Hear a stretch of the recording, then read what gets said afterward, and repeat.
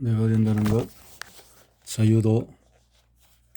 손가락을 굽혀다 펴보았다. 손가락을 움직이기 전 바로 움직이지 않다가 의도가 효력을 발휘해서 움직임이 나타난 바로 그 순간에 비밀이 있었다. 마치 부서지는 파도 같았다.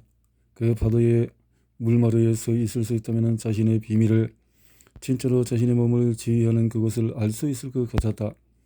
부리온이는 집게 손가락을 얼굴 가까이 가져와서 가만히 쳐다보면서 움직이라고 명령했다.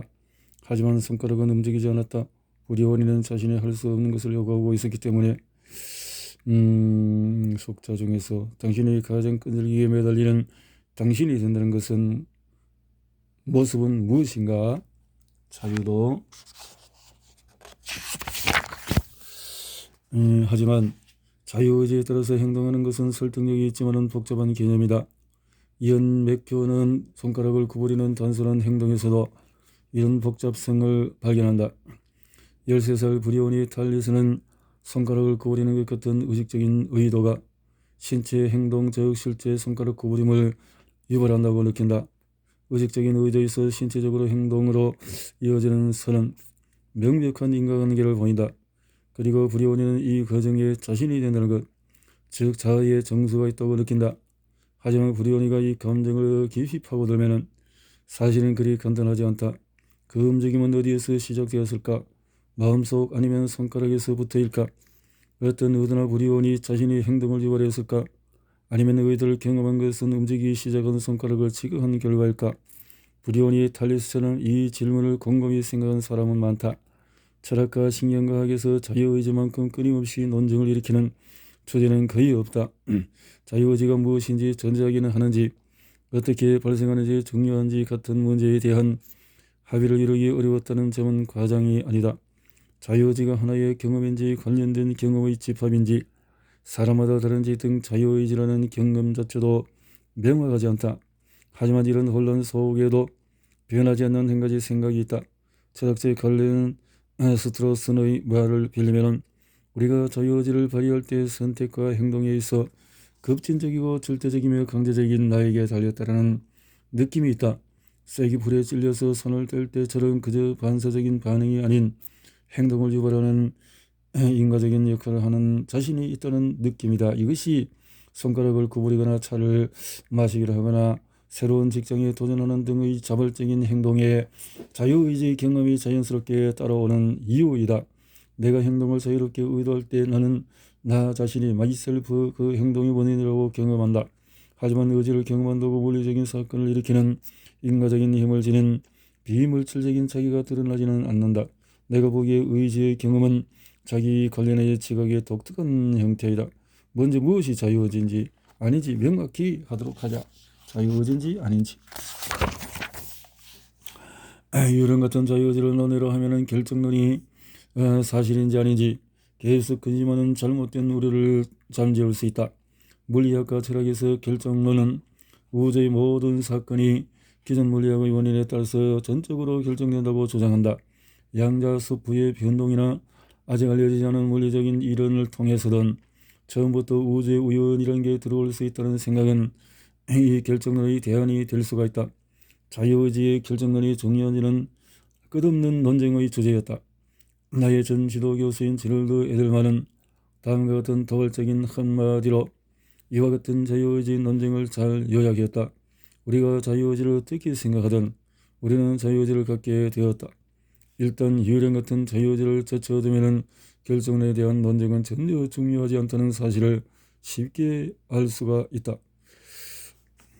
1980년대 샌프란시스코 캘리포니아 대학교의 신경과학자 벤자민 리벳이 수행한 자발적인 행동의 뇌 기반에 대한 일련의 실험은 지금까지도 많은 논쟁을 불러일으킨다. 리벳은 준비 전이라는 알려진 현상을 이용했다. 준비 전에는 운동기실에서 발생하며 자발적인 행동에 앞서 나타나는 작은 오르막 뇌전도 신호다. 전도 신호. 데이터는 명확했다. 여러 실험 결과에 평균을 낸 결과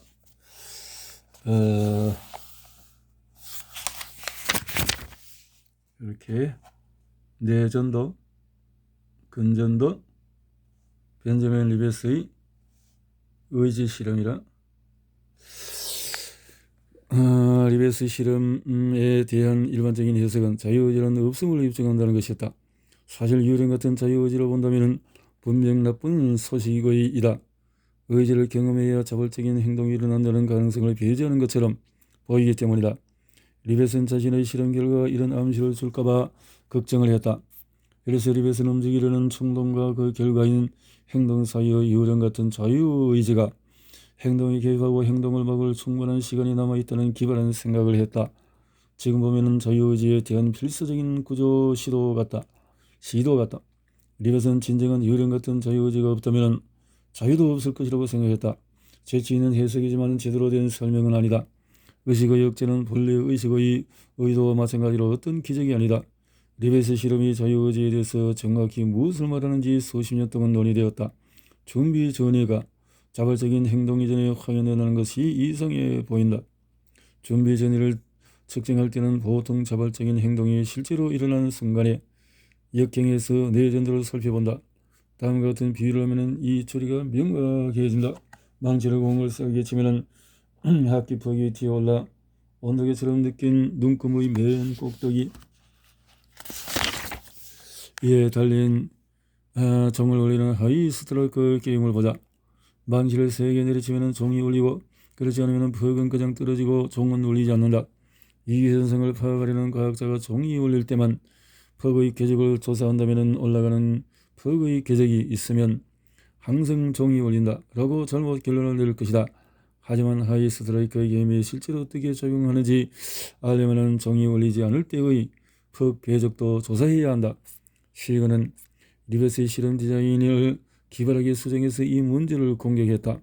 그는 실험 참가자들에게 손목을 굽히는 행동을 계속 자발적으로 하는 도중에 큰 신호음이 울리면 곧바로 손목을 굽히는 등 자극이 유도하는 비자발적인 행동도 하도록 했다.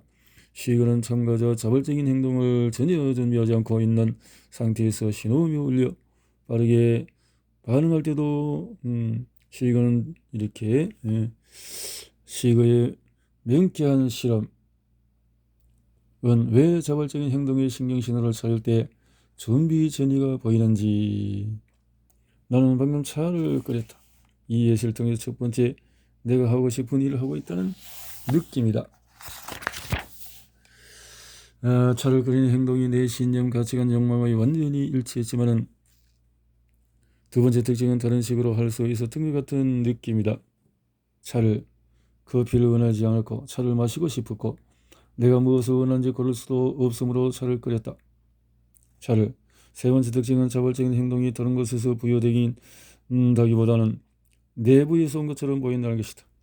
종합하면 우리는 행동의 원인이 주로 내부에서 나올 때, 즉 어떤 행동이 자신의 신념이나 목표와 일치하고 신체나 세상의 다른 잠재적인 원인과는 무관하며 다르게 행동할 수 있는 가능성을 시사한다고 추론할 때 그 행동을 자발적 행동으로 지각한다.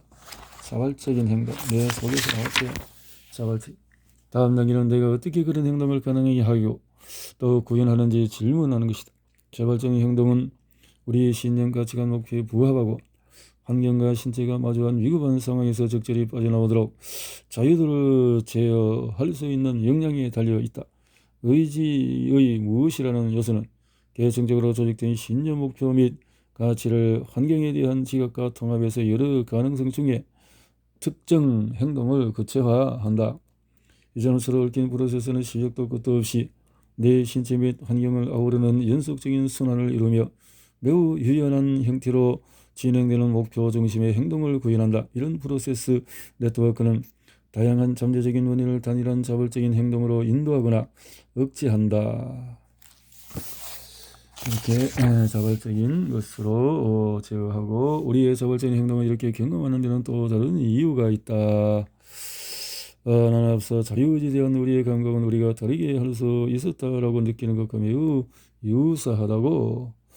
그래서 당신은 누구인가? 여기서 문제, 당신은 당신이 된다. 이렇게 되면 자유의지가 되면 바로 당신 자신이 되는 것이다. 유령 같은 자유의지는 진짜가 아니다. 진짜는 이 장에서 자발적인 행동이 생생한 의지의 경험에 따라오는 사례에서 주목했지만 항상 그렇진 않다.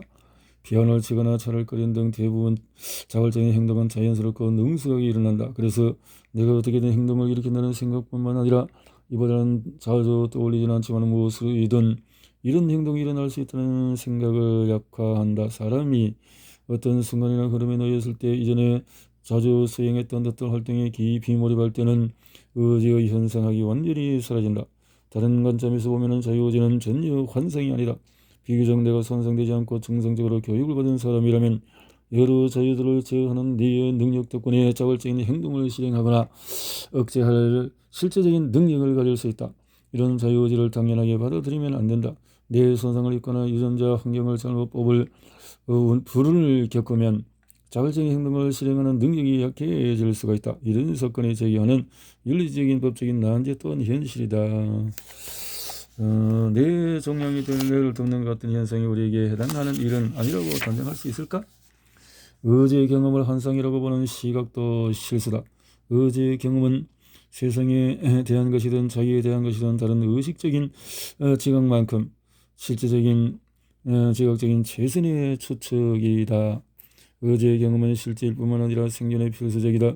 의지의 경험은 자발적인 행동을 일으키는 자기 실현적인 지각적인 추론이다.